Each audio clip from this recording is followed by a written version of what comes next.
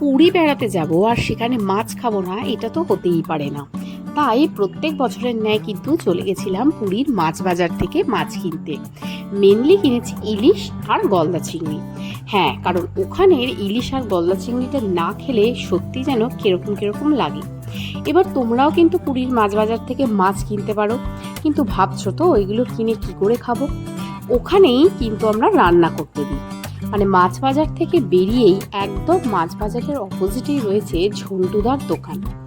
সেখানে কিন্তু খুব ভালো করে যত্ন করে তোমরা যাবতীয় যা কিছু কিনে দিয়ে আসতে পারো, ওরা কিন্তু খুব সুন্দর করে রান্না করে দেয়। আমরা পুরীতে গেলে এরকমভাবে জিনিসপত্র কিনে মাছ মাংস ভাত ডাল রান্না করে বেশ অনেকবারই খেয়েছি, কিন্তু এই ঝন্টুদার দোকানের রান্না কিন্তু সত্যিই খুব ভালো লাগলো। যদিও এটা প্রথমবার খেলাম এই ঝন্টুদার দোকানে। লোকেশনটা তোমরা বুঝতেই পারছো, পুরীর মাছ বাজারের একদম বেরিয়েই অপোজিটে গেলেই ওখানে দেখবে এই দাদা আর বৌদি থাকেন। এনারা কিন্তু খুব ভালোভাবেই রান্নাটা করে দেন। এক এক রকম রান্নার এক এক রকমের দাম নিয়ে নেন। আর এই যে আমরা মেনলি নাড়তে দিলাম ইলিশ মাছের ভাজা, সর্ষে দিয়ে ঝাল আর গলদা চিংড়ি। তো দেখে নাও রান্নাগুলো কিরকম করেছে। এই রয়েছে ইলিশ মাছ, সর্ষে দিয়ে পাতলা একদম ট্যালট্যালে ঝোল, আর চিংড়ি মাছটার একটা মশালা কারি টাইপের রাতে দিয়েছিলাম। সত্যি রান্নাগুলো কিন্তু ভীষণই ভালো হয়েছিল। দেখে নাও রান্নাগুলো। এই যে আমরা যে হোটেলে ছিলাম সেখানেই আমাদের বাসন টাসন সমস্ত কিছু ছিল, রান্নারও জায়গা ছিল, বাট আমরা রান্না করি না, বাইরে থেকেই রান্না করিয়ে নিয়ে এসে নিজেদের মতো করে সুন্দরভাবে বসে গুছিয়ে আনন্দ করে খাবারগুলো খাই।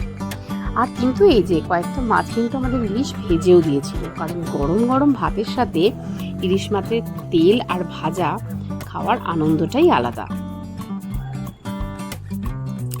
তো আর কি, এবার জমিয়ে বসে পড়লাম খেতে গরম গরম ভাত, আর সঙ্গে থাকবে ইলিশ মাছের তেল আর ভাজা। বাঙালিরা ইলিশ মাছের তেল আর ভাজা দিয়ে যে কতটাই খেতে ভালোবাসে সেটা তো আর বলার বাকি রাখে না। এরকম মানুষ খুব কম পাওয়া যায় যারা ইলিশ মাছ খেতে ভালোবাসে না। যাই হোক, আমরা তো ভীষণ ভালোবাসি। আর পুরীতে ইলিশ মাছটা আগের যতবারই খেয়েছি খুব একটা কিন্তু স্বাদ পাওয়া যায় না, কিন্তু এবারে ইলিশ মাছটার স্বাদটা কিন্তু ছিল অসাধারণ। মানে ভাজাটা এত টেস্ট লাগছিল যে কি বলবো।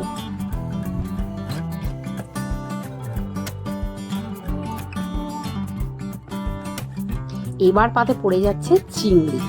হ্যাঁ, চিংড়ি মাছের মশালা কারি।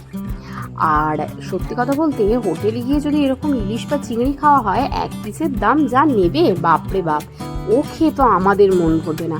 তাই এরকমভাবে যদি মাছ কিনে একটু রান্না করে খাওয়া যায়, তাতে যেরকম দামেও পুষিয়ে যায় আর খেয়েও কিন্তু বেশ ভালো লাগে। মা খাচ্ছে ইলিশ মাছ, কারণ ইলিশ মাছটা কিন্তু মায়ের সব থেকে ফেভারিট।